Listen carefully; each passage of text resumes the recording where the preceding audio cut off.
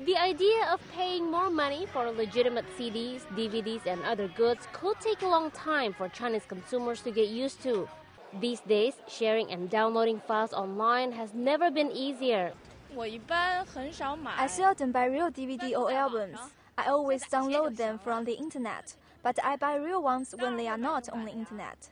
But the problem isn't just an issue of convenience. Professor Chang Ping from Peking University says many people simply don't see downloading and sharing files online as a criminal act.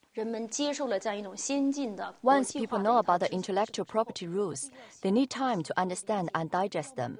In order to solve the piracy problem, we need to promote awareness about the issue. But this is not only a legal issue. The economic situation, culture, and the people's mindset need to change as well.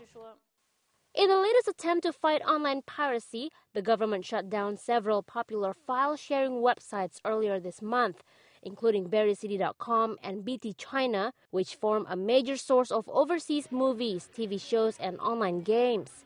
The crackdown saw many internet users frantically trying to download as much as they could before their favorite sites were blocked. U.S. industry estimates show about 90% of U.S.-produced music, movies, and software found in China is pirated. Professor Chang argues that in a country where the average urban income is about $200 a month, the high cost of these products is partly to blame. But she says the issue of morality is a more telling factor. Some parents might be willing to spend about $15 to eat at KFC or McDonald's, but they might not be willing to pay for an album, as they think it's not worth it. So we can't say this is a money issue.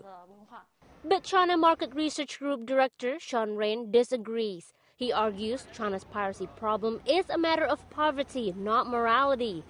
In a recent article, he made the point that Japan and Korea also face the same rampant piracy problems until the people there got wealthier and started to demand action from the authorities. In the luxury goods sector, for example, the piracy situation over the last few years seems to have improved. A survey from Rain's research group shows a vast majority of people polled say they would buy genuine luxury products if they could afford it. If I had the money, I would buy the real thing. Right now, I can't afford it, but I'm jealous of people who can buy these products.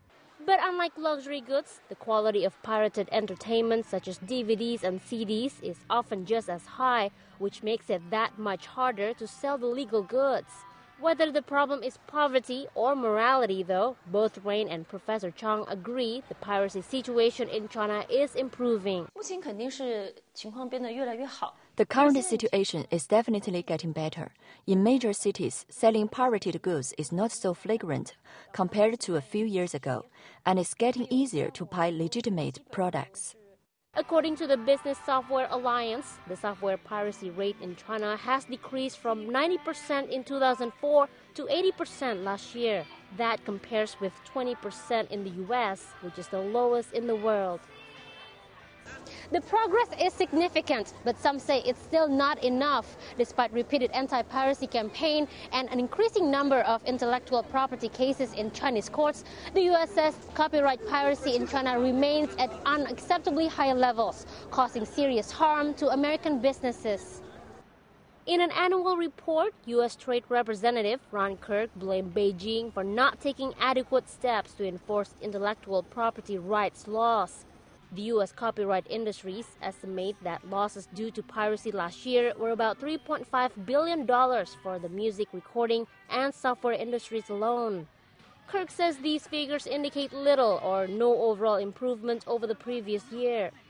But Kirk's case took a massive step backwards earlier this month when U.S. software giant Microsoft, long an outspoken critic of piracy in China, was found to have stolen an estimated 80% of the code base for its new MSN China microblog service from Canadian rival Plurk. Microsoft laid the blame squarely at the door of an unnamed third-party contractor.